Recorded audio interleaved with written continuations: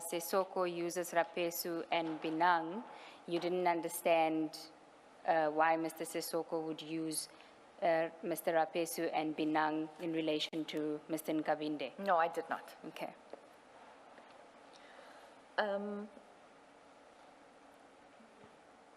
I was shocked. I was confused. It was a lot of information overload in what Advocate Johnson was saying. And I asked the ID if an investigation had commenced into the allegations by Mr. Nkabinde against Mr. Rapesu. And I asked her, is it not possible that someone else had told him? And then I repeated to her from the 22nd of January who was present in those meetings. And then I said to her, I didn't tell Mr. Rapesu. So is it possible that Mr. Perumal or Mr. Padiachi told him, or Mr. Sisoko, or Mr. Shabalala, or maybe Mr. Binang? And she said, no, I know it was Rapesu. And so I left it at that. In fact, at page 254 at 6.46.3, you say, I was shocked. I asked the ID if an investigation had commenced, and I asked the ID if it could possibly be someone else, as Rapesu was not party to any discussions on the Nkabinde aspect except for the presentation on the 22nd of January 2025. Rapesu was never part of any of the further meetings that took place after that. He would not have had any knowledge of what has transpired. Correct. The ID indicated that she has started the process and that Nkabinde was too clear in who he named. I left the ID's office, spoke briefly to Mr. Perumal. We did not discuss the details of the situation. We merely expressed our shock, and I asked him how could Rapesu know, because I had excluded him from all the follow-up meetings after the presentation. On the 10th of February 2025, I was informed by the ID via WhatsApp that Mr. Rapesu had been served with a letter. Further to the events above, no further discussions between the persons mentioned above, nor any other person took place with me until receiving the call from Investigator Mbalo. So by the time you deposed to this affidavit, there's already an investigation into Mr. Rapesu regarding the Nkabinde allegations? Correct. In fact, when because the commissioners will see that it's marked copy and Mr. Mbalo signs on 248 on the top. So when I handed him the original, I asked that he sign my copy and date it. On that day, Mr. Mbalo had indicated that Mr. Nkabinde, I'm not going to swear, so I'm just going to say Mr. Nkabinde had told Mr. Mbalo to FO. He's not filing an affidavit, and he didn't say what, and that was the explanation. He didn't say what, and because I didn't want to get involved any further, and I reached a point of depletion. I just left it at that. But Mr. Mbalo went on to say that I mustn't be fooled because the ID is aware that Mr. Sisoko and Mr. Binang has been protecting Nkabinde. And I found that strange because of the meeting and the presentation on the 22nd. But later on, when I did have sight of Mr. Mbalo's report, it was clear that that report was trying to, because they still hadn't even received an affidavit or a confirmation letter from Mr. Nkabinde about the allegations. And when I saw the report, Mr. Mbalo, I must make it clear, it's very easy to see when you're working with people for so long, who drafts who and what. You can pick up the style of drafting. That's not Mr. Mbalo's drafting. It's just my opinion. But in that report, they are trying to implicate Mr. Rapesu, Mr. Sissoko, and Mr. Benang. At some point, Advocate Johnson had spoken about the fact that Mr. Rapesu had volunteered to do a polygraph, and that's easily dismissed, and that he was guilty. All of these things would be said in these meetings. So it was later on that I discovered what happened was, on the 11th of April, I was complaining that I had not received 90% of the documents and Advocate Johnson wanted diversion enrolled. And so Mr. Perumal had instructed Mr. Padiachi to copy the diversion file onto a USB and give it to me. Mr. Padiachi had copied a lot of things. And during the consultations and looking for affidavits and all of that, I came across Mr. Perumal's affidavit. And Mr. Perumal had been there the night before, and that Mr. Nkabinde was an IDAC source or informer on the crime intelligence matters. And that, so the entire documentation that I saw is that Mr. Nkabinde had contacted Advocate Johnson on the 30th. But in Mr. Perumal's affidavit, it states that Advocate Johnson contacted Mr. Nkabinde and put him on speaker in the presence of Mr. Perumal and Mr. Padiachi. As opposed to what Advocate Johnson told you when Correct. she... And that, as part of the documentation, that will still be included, Chair. Confirm.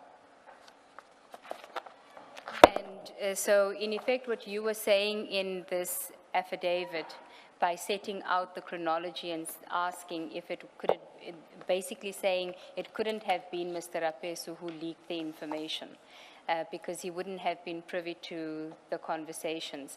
That is, your suspicion is then confirmed that it's someone else in Mr. Perumal's affidavit that was not disclosed. Correct. I also had asked at some point if Mr. Rapesu was not involved in all the meetings, then it could only have been the four that Including you, yeah. Yes, or including me, 5, that informed Mr. Rapesu or had informed Mr. Nkabinde.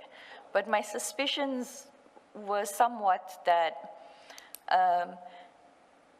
so I'm going to deal with just like a small snippet of what Mr. Rapesu dealt with regards to his questioning. Okay. In January 2025, Mr. Rapesu... When you say his questioning, you mean before the commission? His evidence before the... I apologize, his evidence before the commission. He indicated that he was asking a lot of questions. And that he was removed from the Mukwele because of the questions on the 204. If I can just shed light on what was happening at that time, and explain why there was a need to remove Mr. Rapesu, or my views on why they would want to remove Mr. Rapesu.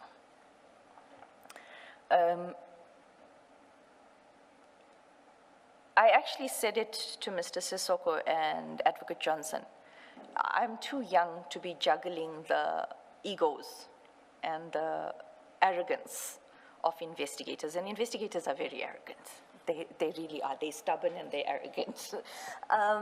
So I had said that I'm juggling. So there was this fight that happened, and I agreed with Mr. Rapesu on a legal perspective.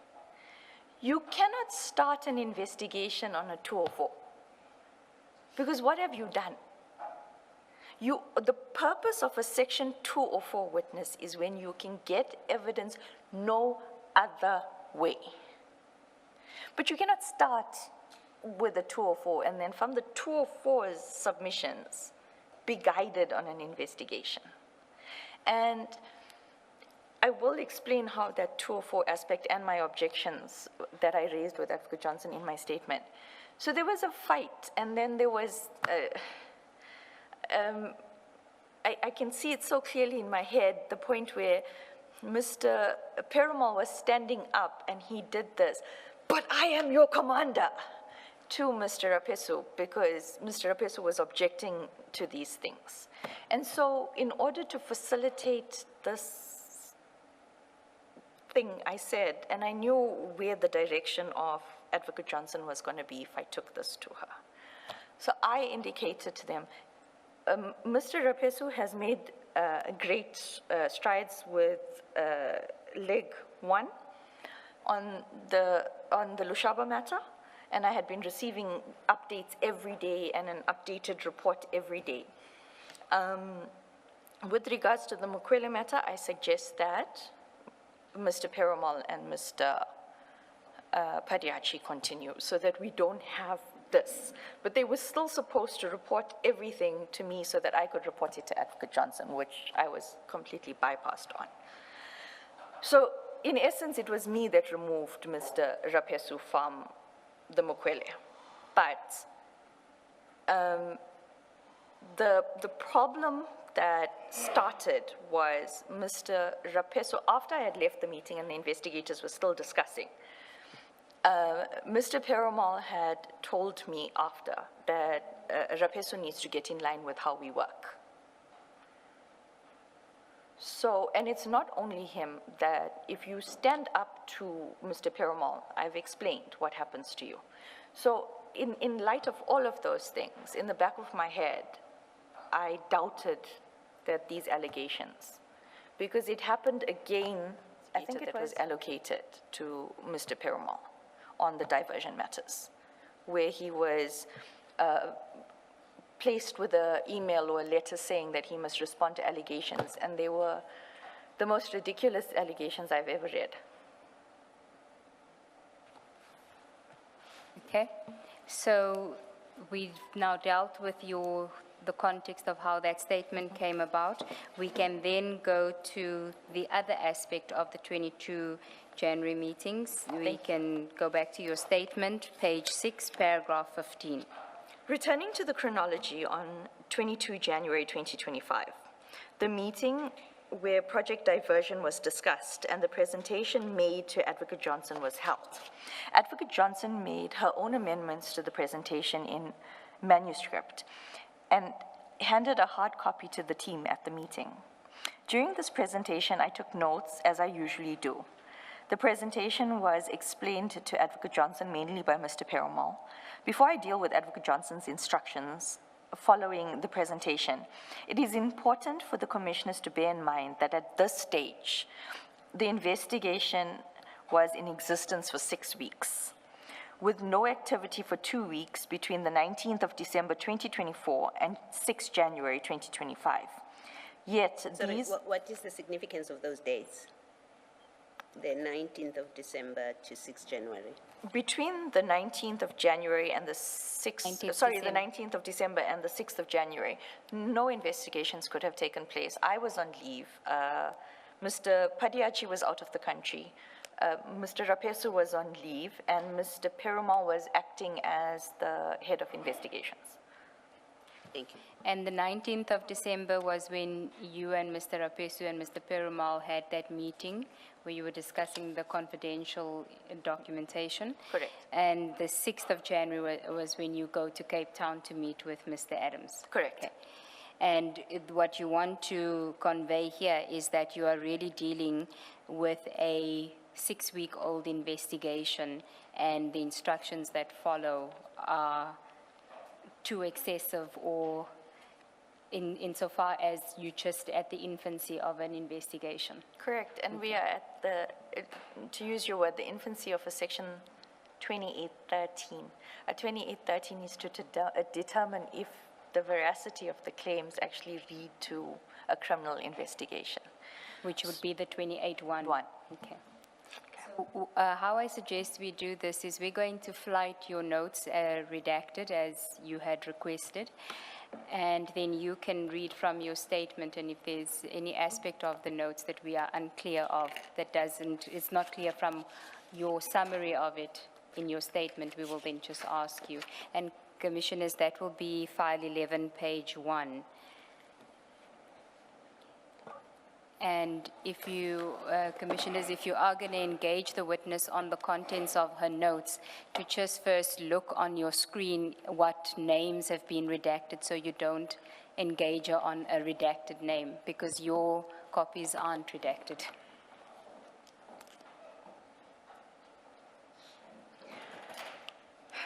These are the notes that we have Captain McLean to thank for, because you started taking detailed notes because he told you to be careful. Correct. Okay. Correct. So we are on page 1 of file 11, but for your purposes, page 7, paragraph 15.1, you say, yet these were the instructions. These were Advocate Johnson's instructions during the meeting, being the meeting of 22 January 2025. You can also just keep page 1 of your notes open. Got it.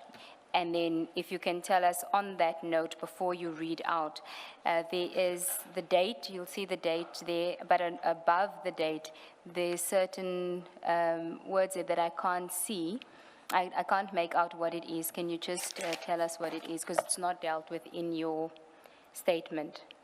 So just above the date, I see some related/relationship. It says related/relationships to the general's income. The general's income. For, Is that B clearly? it's B Cele, police contract equals SAPS tender Tembisa Hospital. Okay, and we get to that later in your summary. Correct. And then it was at 12 o'clock. That's the time that the meeting started? Correct, and at the boardroom in the Linton House. Okay, and subject meeting ID. Correct. Okay, you may proceed in your statement. Thank you. Yet these are Advocate Johnson's instructions during the meeting.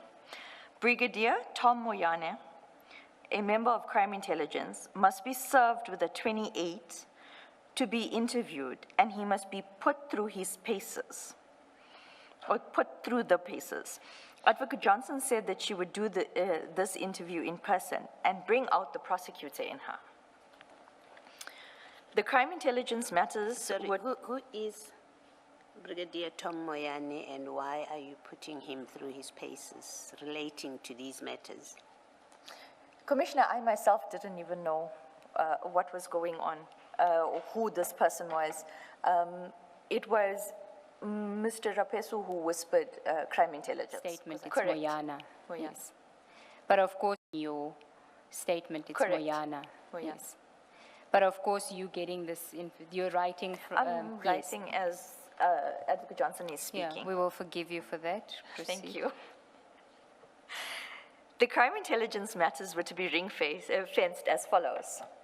The Modondo matter would be first regarding her unlawful appointment. Advocate Johnson said that, Please don't read that name here. thank you, an employee at Crime Intelligence is a possible Section 204 witness. This was said a mere 6 weeks into the investigation.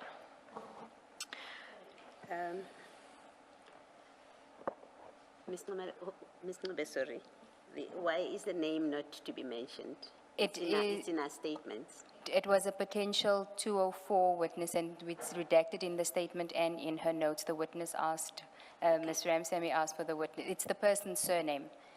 That word is the person's surname. And the reason it's not to be mentioned is because they were a potential 204 witness. Commissioner, I had asked and explained to Advocate Ngube that these are crime intelligence officers. I don't feel comfortable, I mean, the commissioners have had sites and they are aware, but I don't feel comfortable naming them for various reasons. And also because I don't understand what specific role they play at crime intelligence, I could be potentially putting them in danger. So I had asked not to mention the names. No, I understand when you say it because it's a potential 204 witness. I just needed to understand why we mentioned Mr. Moyane, Brigadier Tom Moyane by name, and then another crime intelligence officer we do not mention. So it's sufficient when you say he was potentially a Section 204 witness. Thank you. And Moyane is mentioned in the the application for investigation. Correct. As a suspect. Okay. Correct. The Lushaba housebreaking matter would be second. Advocate Johnson justified IDAC's mandate by stating that there was not a housebreaking matter, but a defeating the ends of justice case and perjury. She said the matter must proceed by contacting the commander. I am still uncertain as to which commander she was referring to, but Mr. Perumal seemed to understand. She instructed that a Section 28 summons be issued to the tracker or to tracker to trace the movements of Mr. Lushaba's vehicle, and that Major General Feroz Khan should be contacted for the details of Hudson, who had later been added to the 28-1. Advocate Johnson also stated that witness is a possible witness. Yes, proceed. Hotel accommodation matter and other expenses would be next. She mentioned properties and purchases being made for the political task force / team. She said we should also look into the political killings task team's protection regarding Mr. Ian Cameron, being the chair of the police portfolio committee and a member of parliament, a politician linked to the DA. Can we just, that's on page 6 of the notes, of the handwritten notes.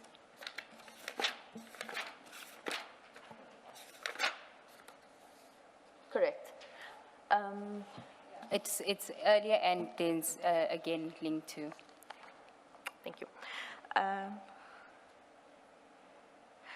I do not recall if she said the PKTT was providing protection for Mr. Cameron or whether Mr. Cameron was protecting the PKTT. I would think the former, but I do not remember the specifics. And my notes do not assist me in recalling this aspect. In respect of properties being purchased with COVID funds from the SSA, Advocate Johnson said that we would look at DivCom of CI, General Kumalo, General Lushaba, and General Madondo. Advocate Johnson also said that we must look for a link between the SSA and the Tembisa contract, which I later became aware was in fact the Medicare 24 contract. And if we can just look at your notes, that appears under number 4 on page 2. So you've circled the numbers 1, 2, 3, 4. On page 2, we've got 3, which says hotel accommodation. And then 4, we've got properties, COVID funds, Tembisa contract. Correct. At that stage, you had no idea that it related to the Medicare 24 contract. I only became aware in May. Do you know why Advocate Johnson referred to it as the Tembisa contract? SAP's contract, Tembisa contract. I'm not sure if she was confusing the contracts or she was using the code names of, to not openly state what it was, like the names of the projects. Okay, if I can then just take you back to page 1 where, you know, there near the date where you have in that block police contract equals for SAP's tender Tembisa Hospital. Correct. Is that the same Tembisa contract that you're referring to under item 4 on page 2? Correct, because it was emphasized that when we were investigating the, if I may just, so when we're investigating the properties and the COVID funds, we must investigate, and it was repeated quite a bit, that we must investigate whether there's a link between that and the Tembisa hospital contract, which I became aware was the Medicare 24. To your knowledge, at the time of these instructions, had IDEC received a referral relating to the Medicare 24 contract as the date of these instructions? I can confirm that at that time there was no referral. Okay, thank you. 15.2.6. Contracts issued would be another leg of the investigation. 15.2.7, the PKTT would be a separate leg of investigation. Paragraph 16. After she set out the various investigations, Advocate Johnson said that we were to investigate corruption, PFMA violations, and the Secret Service account. Mr. Sissoko was tasked with arranging a meeting with the IGI, which did occur. Advocate Johnson then stated that in respect of the purchase of properties in the name of Mabusela and Colonel Masingi, the lady from Action SA, whose name appears on the presentation, Ms. Derlean, am I saying it correct? Deraline. Deraline James. Can will we pro- just step back before you go, because you're going a page ahead of us. On page 2, at the foot of page 2, where you say, in your paragraph, where you say at 16, Advocate Johnson said that we are investigating corruption, PFMA violations, and the Secret Service account. That is with reference to page 2 of your notes when you say, what are we investigation, corruption, PFMA, secret fund account. Correct. And then you refer to a meeting, what is that, with office of the IG, Mr. Sissoko. What was Mr. Sissoko supposed to meet the office of the IG about? Mr. Sissoko was to facilitate arranging a meeting with the IGI. I only later became aware on the 23rd of January that the IGI was investigating these properties and the purchases using the COVID funds, etc. And the meeting did take place, and I will explain it a bit later. Will you also explain how you came to know of that? All these notes are from what Advocate Johnson was instructing us must be done. So Advocate Johnson had indicated that the IGI has information and that a meeting must be arranged. Okay, and I thought Ms. Ngube is asking you, how do you know that the meeting occurred? Or if that's not what she was asking, that's my question. The meeting of the IGI, I was present.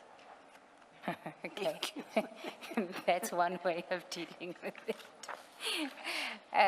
Okay, so then you can go to the lady from Action SA. Now, you in your notes on page 3. Correct. You have, you've dealt with houses, properties, Mabusela's name, Colonel Masingi. Then you've got 2 properties, 28 million, 48 million.